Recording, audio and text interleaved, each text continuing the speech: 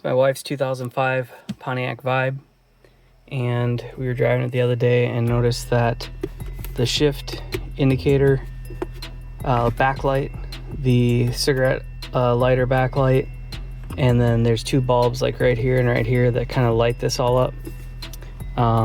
Maybe a couple other odd things, but those primary items all went out all at the same time, which kind of led me to think it was a fuse. Anyway, if you go underneath, down under the dash here, all right, so you kind of zoom underneath the dash here, you can see this fuse panel cover, and right here you'll see 15 amp tail. That's the fuse you need to check. So I'm gonna pop this off here. You just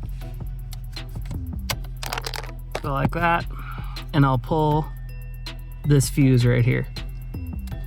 All right, so you can see that fuse is actually blown, so we're gonna get that thing replaced and probably be good to go. All right, so there's a new fuse, looking good. We'll toss this in there. All right, well now you can see we restored the shift indicator and the HVAC controls. Everything is lit back up and looking good.